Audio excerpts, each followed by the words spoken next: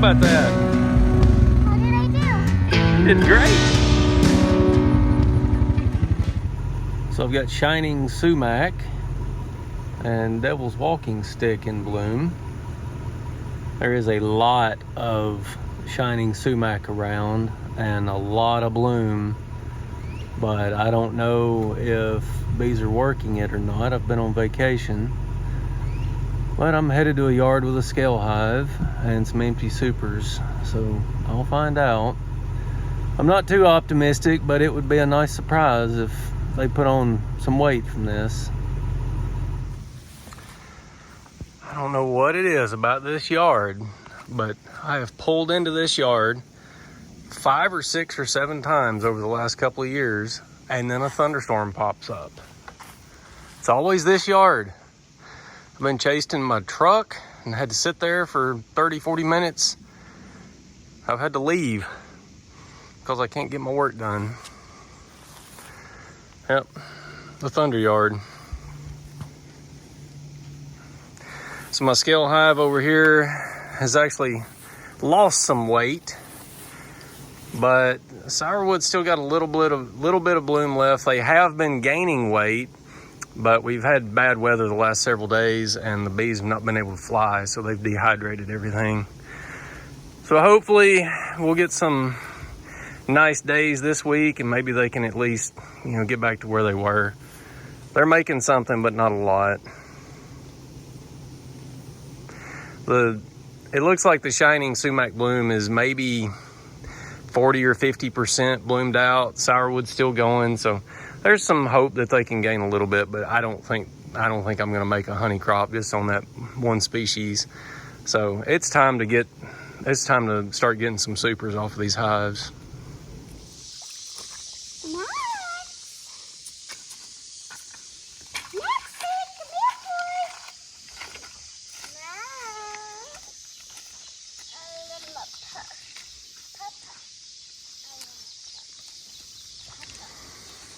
This is one of the wettest years I remember. Last year we've had like this was probably 2012, 2014, somewhere in there. This is the first time all summer that we've been able to get down to our sandbar. It's been underwater all summer long. It's wild. Been doing a lot of bookkeeping today, some shop work, and finally wrapped that up, and it was early enough that I thought I could bring the kids down here for a while, let them wade and swim and look for cool rocks and feathers and sticks and bones and river treasures. That's what we're doing. Hey, brother. Hey, brother.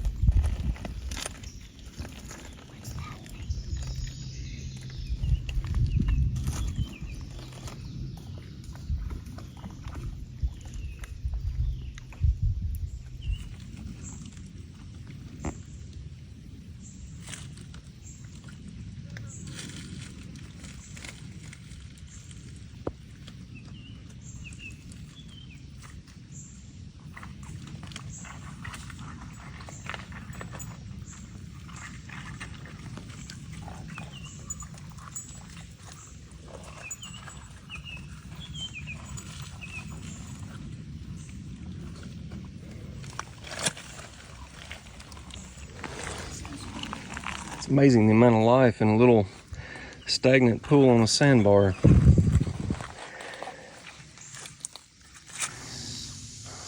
I planted an annual flower mix in this plot for my daughter, who loves gardening and flowers and butterflies and honeybees.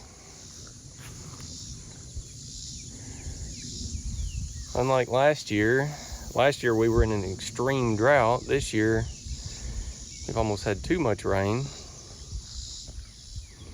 So the flowers are really doing good this year. There's a lot of weeds in here too. Morning glories everywhere.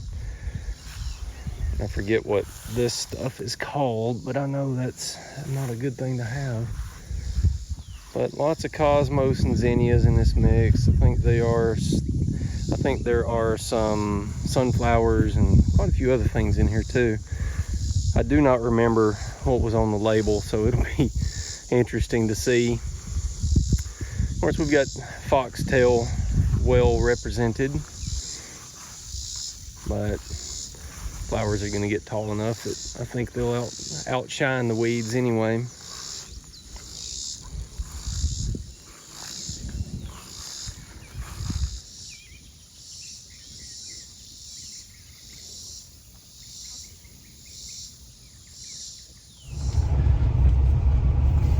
So Bob Benny talks a lot about growing his business, how he would just bite off more than he could chew and then figure out how to chew it.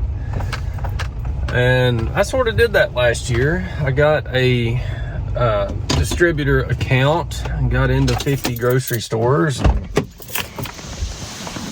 Didn't have the ability to do that very efficiently, so I worked myself to death and used the revenue from that to buy some equipment so that now I can sort of handle that account more efficiently. And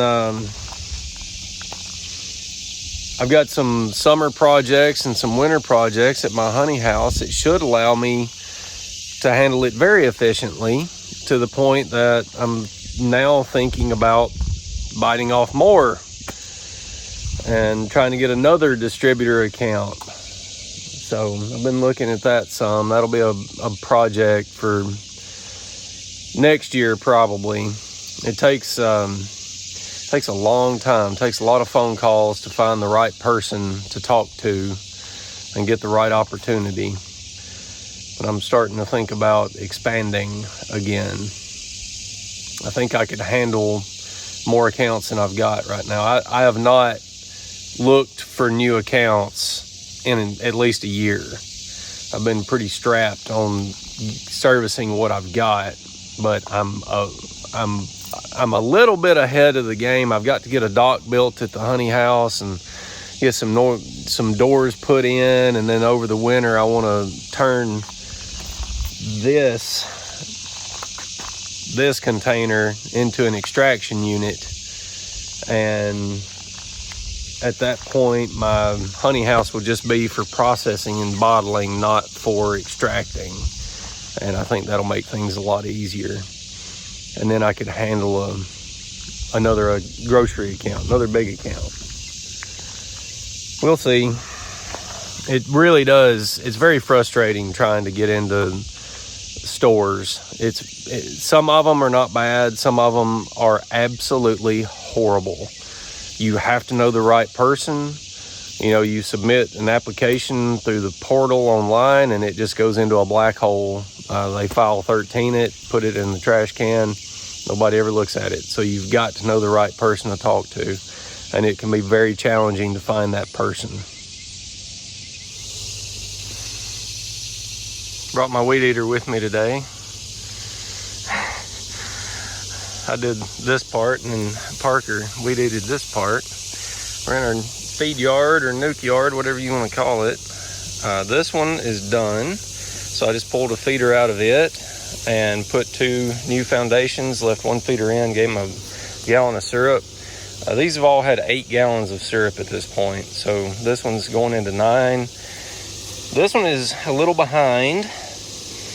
And there's a little bit of it's not really a problem. It's just something that they do. This hive is starting to pick up weight, but they are not drawing these foundations up here. And that means that they're storing honey in the second box. They feel like that's enough, and they don't want to come up here and draw out the third because it's getting a little late in the season. So to combat that, I'm going to have to take some of these unfinished frames and swap them into this middle box, and that'll get them to finish them out, hopefully with another 2 gallons. We'll see. They may need another feeding after that, and they may not draw anything else.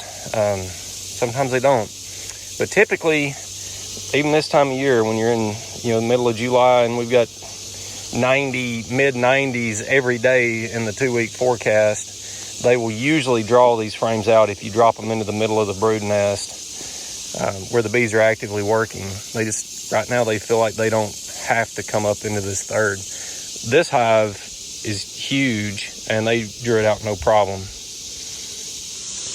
So you can see this hive's got undrawn frames in the top, and then you come down to the middle box, and they've got frames of stored syrup. So they're putting their winter stores in 2, and I really want it to go into 3. So I'll pull some of these frames out, drop these unfinished in, and get them to draw them out. So feeding bees after the summer solstice, they're thinking about winter. They're not thinking about growth and swarming and all that stuff. I've got another one here. The second one up here was the exact same way. So I moved,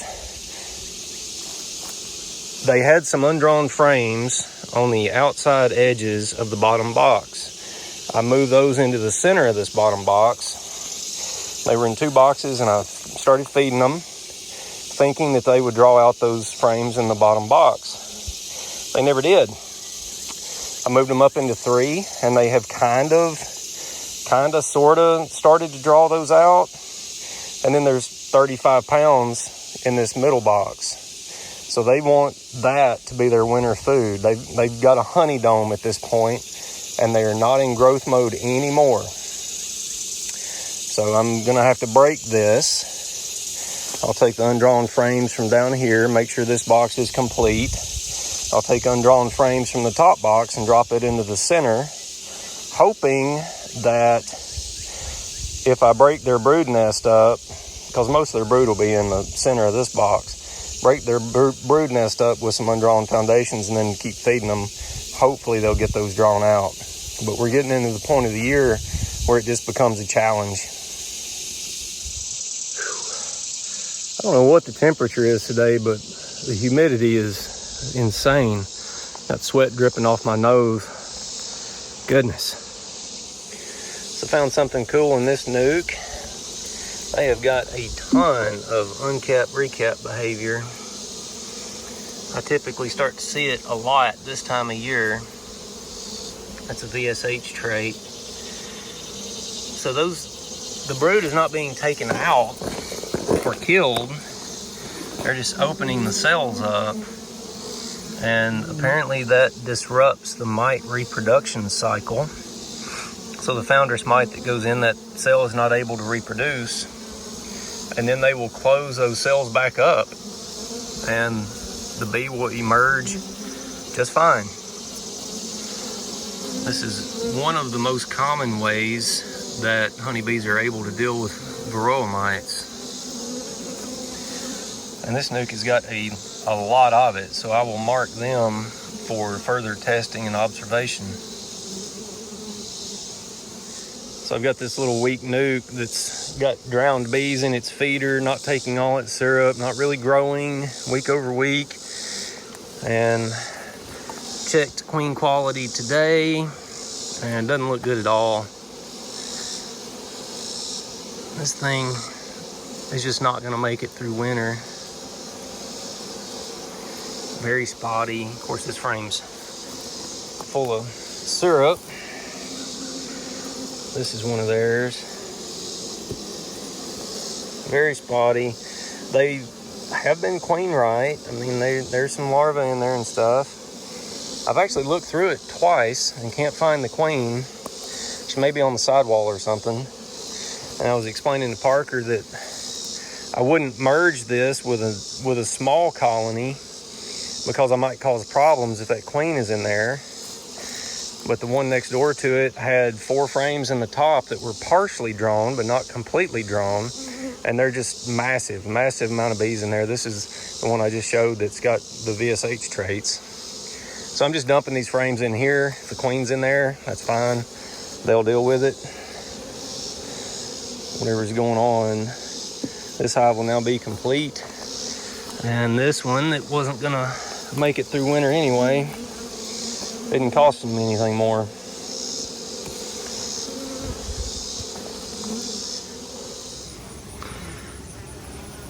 I have seen a ton of bright orange pollen coming in today. exactly what that is. These little nukes are getting bigger. I think this is going to be their third round of feed. So some of them will get their 6th gallon today. Some are smaller. They're not getting 2 at a time. Just judge population when I'm open them up. So this one's got a good population. One thing I like about solid plastic frames is I can look down and see if they're all drawn. These look like they're drawn. So this one might be a candidate for a 3rd box.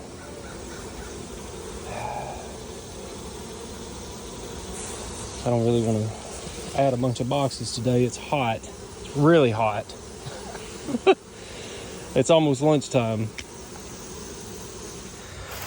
So I love March, April, and May beekeeping more than a whole lot of other things. There's some things I love more than that, but just as far as activities and hobbies and passions go, it's pretty high on my list. July and August beekeeping are really, really low on my list of things I love. March, April, May, there's optimism. The bees are growing. You're making splits, new colonies, queens. It's exciting. It's fun. You're making progress. In July, I'm feeding and trying to get them to grow. And, there's still some progress, but there's also, I think this is the 3rd laying worker colony I've found today. They had queens in them. Now they don't. It just didn't work out for whatever reason. These little laying worker colonies, both of the feeders in there, they didn't take the syrup. So there was some dead bees in the feeder, fermented syrup. That soup is really good for hive beetle creation. So I dump them out here in the grass and burn them with my torch. Try to get all the larvae dead. And then just take I don't have a lot of time today to do this the right way, so I'm putting these on a big, strong colony and feeding the colony underneath. And I don't really want these in 4s, but they'll sort that laying worker stuff out. And next time I come back, I can take those frames and shake the bees off and distribute them out to some smaller nukes. Or pull any undrawn frames in the bottom and drop those frames in. I really want them to be 3s. I want them to be consistent. It's getting late in the season and I feel like I'm way behind where I want to be. But that's what it is when you're growing a business. You just work a lot and make slow progress, buy some equipment so you can work faster and make faster progress. And then you buy some more equipment and work faster still until you can do things the way you want to do them. That's where I'm at. This is shining sumac, and I have not seen a bloom like this in years and years. Most years these plants, a few of them will bloom, but you can see just everywhere they're in bloom.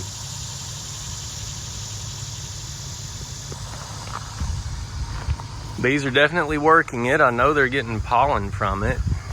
I don't know how much nectar they're getting, but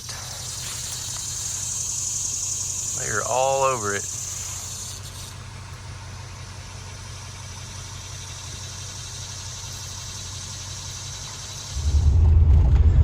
So this shining sumac bloom is so much better this year than it has been in past years that I've sort of put off my honey harvest plans for a week or so. I think I'm going to get that started next week. Bloom is really tricky though. You read Honey Plants in North America is a book that every beekeeper should have, written by John Lovell in 1926. And you can have like white clover, Dutch white clover. You can have very little bloom and a whole lot of nectar production. And you can have some years when there's tons of blooms and there's very little nectar production. So I don't know if Sumac's the same way, but I've got enough experience now that just because the flowers are blooming, I'm not putting my hopes in it. You know, you just wait and see what will happen. I'm not even really putting my hopes in my scale hives. I've only got 2 scale hives. I've got 10 bee yards. It can vary 2 miles apart. So my scale hive up here may say that they haven't put on weight, and then I could have a yard that's 10 miles away that's gained 30 pounds. You just don't know until it's in the honey house. You just don't know until you get it extracted. But I feel like just giving it another week or several days, yeah, I'm getting a little farther behind in the schedule than I want to. I want to get on mite treatments and try to get these bees to build a little bit more comb. It might be hurting the comb building, especially by waiting, but we can persevere through that. I can give them drawing comb back if I have to, you know, if they just refuse to draw on syrup. The mite treatments are going to happen. I've got to get on that in the next week. Yeah, we'll see what we make this year. Smooth sumac wasn't that great. Shining sumac, a lot of bloom, but will it make honey?